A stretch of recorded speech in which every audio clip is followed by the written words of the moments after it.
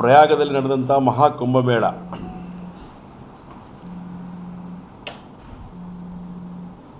ಅತ್ಯಂತ ಯಶಸ್ವಿಯಾಗಿ ನಡೆದಿದೆ. ಅದರ ಪರಿಣಾಮ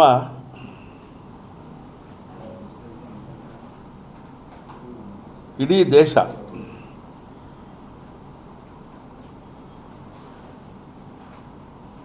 ಸಂಭ್ರಮದಿಂದ ಆ ಪ್ರಯಾಗದ ಕುಂಭಮೇಳವನ್ನು ವೀಕ್ಷಣೆ ಮಾಡಿದ್ದಾರೆ. ಸುಮಾರು 66,23,00,000 ಜನ ಪ್ರತ್ಯಕ್ಷ ಭಾಗವಹಿಸಿದ್ದಾರೆ. ಇದೊಂದು ಅವಿಸ್ಮರಣೀಯವಾದಂಥ ಕಾರ್ಯಕ್ರಮ ಇದೆ. ಜೀವನದಲ್ಲಿ ನೆನಪಿಟ್ಕೊಳ್ಬೇಕಾಗಿರುವಂಥ ನೆನಪಿರುವಂಥ ಒಂದು ದೊಡ್ಡ ಕಾರ್ಯ ಇದು. ನಮ್ಗೆ ಗೊತ್ತಿಲ್ಲ, ನಮ್ಮ ಜೀವನದೊಳಗಡೆ ನಾವು 144 ವರ್ಷ ನಾವು ಬದುಕಿರ್ತೀವೋ ಇಲ್ಲೋ ಗೊತ್ತಿಲ್ಲ ನಮಗೆ. ಆದರೆ ನಾವೀಗ ಇರುವಂಥ ಸಂದರ್ಭದಲ್ಲಿ 144ನೇ ವರ್ಷದ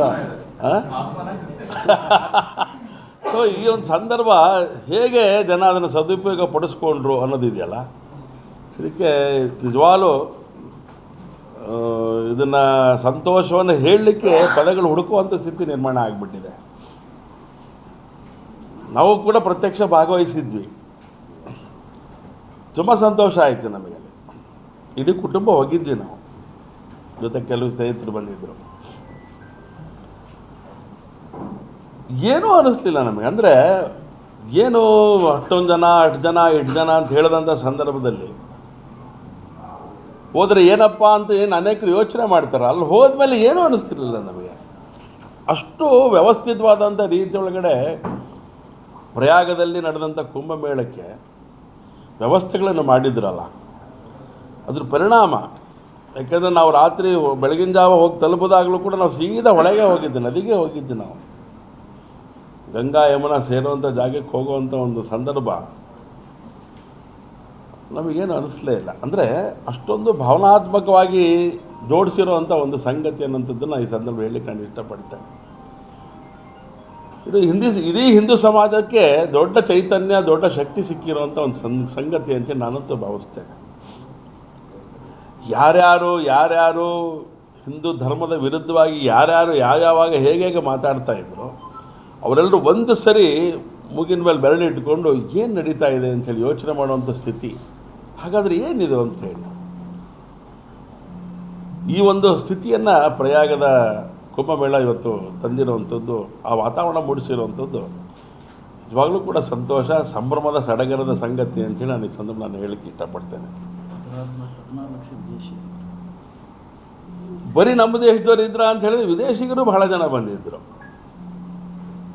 ವಸುದೈವ ಕುಟುಂಬಕಂ ಅಂತ ಹೇಳುವಂಥ ನಮ್ಮ ದೇಶದ ನಾಣ್ಣುಡಿ ಏನಿತ್ತು ಅದಕ್ಕೆ ಪೂರಕವಾಗ ಹಾಗೆಯೇ ಭಾರತ ವಿಶ್ವಗುರು ಆಗತ್ತೆ ಅನ್ನೋದಕ್ಕೆ ಅನೇಕರು ಅನೇಕ ಥರದ ಮಾತುಗಳನ್ನು ಹೇಳ್ತಾ ಇದ್ರು.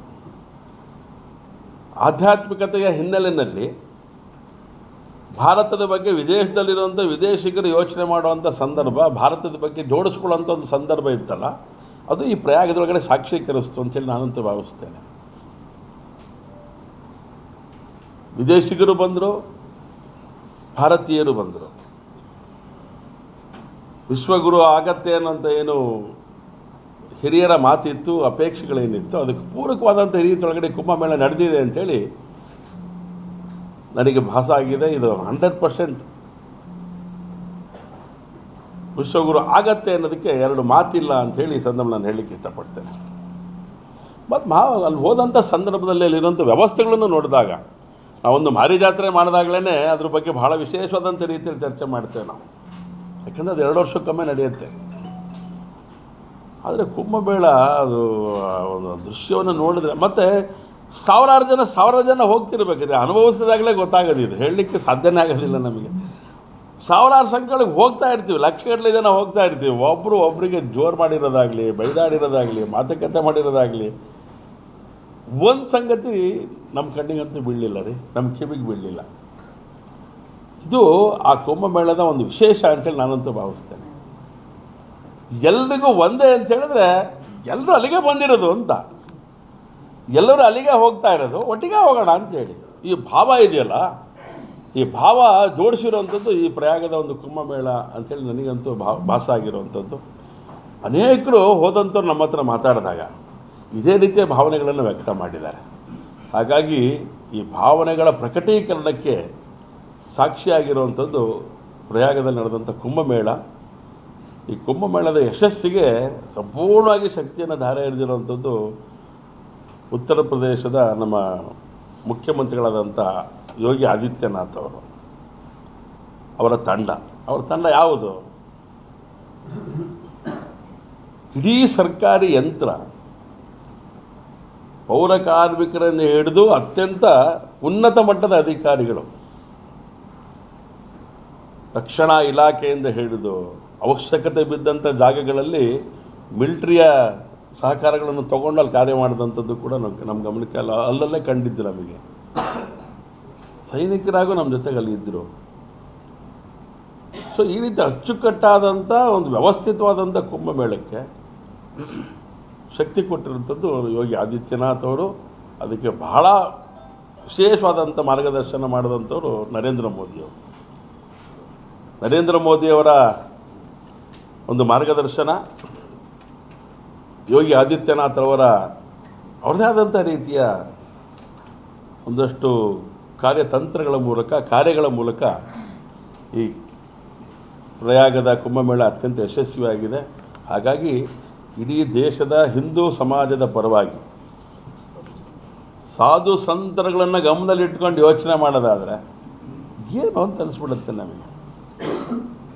ಅನೇಕರು ಇದಕ್ಕೆ ಸೇವಾ ಸಲ್ಲಿಸುವಂಥ ಕೆಲಸ ಮಾಡಲಿಕ್ಕೆ ಹೊರಟಂಥ ಸಾಧು ಸಂತರ ತಂಡಗಳೇ ಅಲ್ಲಿದ್ದು ನೋಡಿದಾಗ ಇಡೀ ಹಿಂದೂ ಸಮಾಜಕ್ಕೆ ನಾನು ಇವತ್ತು ಅಭಿನಂದನೆ ಸಲ್ಲಿಸಲೇಬೇಕು.